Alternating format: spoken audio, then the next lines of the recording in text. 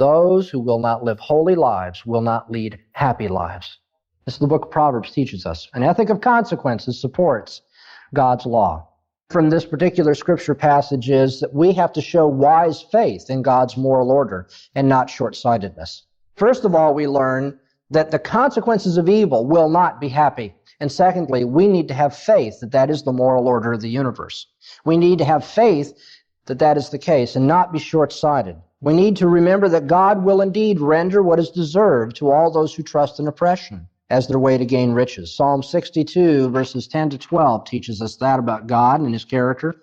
Psalm 62 at the 10th verse. Trust not in oppression. Become not vain in robbery. If riches increase, set not your heart thereon. God hath spoken once, twice have I heard this, that power belongeth unto God. Also unto thee, O Lord, belongeth loving kindness. For thou renderest to every man according to his work. Don't trust in oppression. Don't think to get rich by deceitful means.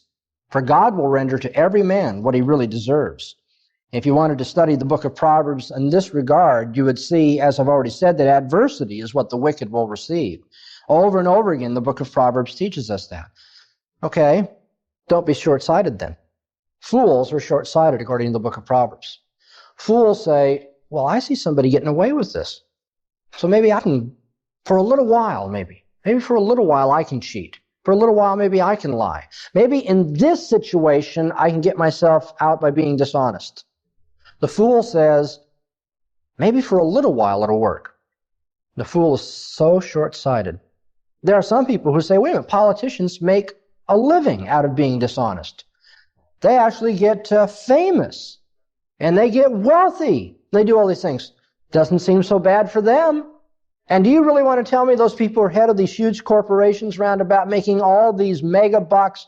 You're going to tell me they've lived righteous, holy lives? Forget it. They're cheating on their wives. They're breaking people's backs. They're breaking their contracts. They're lying. They're scheming. No, I think that you will get ahead. Okay, the book of Proverbs teaches you you're a fool if you think that that's all there is to be seen. You want to follow just what you can see, just the immediate consequences, then you are in fact a fool.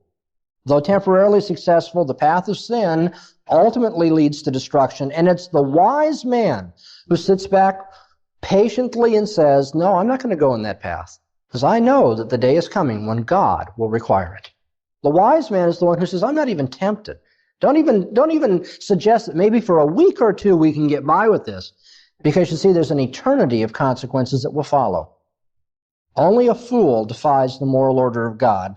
Only the fool entraps his own soul. Look at verse 17. In vain is the net spread in the sight of any bird. Fools, you see, are bird brains. They're worse than bird brains. I don't know if you've ever done this. You want to catch a bird? You don't go out there and say, now watch this, bird. I'm setting up this trap, and here's the snare, and I'll throw this bait down there, and then you come over and eat this, and we'll catch you. No, in vain is the net set in the sight of the bird. But you know what's wrong? Fools, they see the consequences of crime all around them. They know that in the end, in their heart of hearts, that God will require it. And yet, though the trap is set, they go right to it. The book of Proverbs says, you bird brain. You're worse than a bird, you fool, because God has said he will require it of you, and you run to it anyway. And so we need faith, secondly, and wisdom to believe in the moral order of this universe, even when it's not immediately obvious to our sight. The wise man, as I said, is that patient man who says God will repay in his time. And so don't foolishly try to gain the world and lose your soul.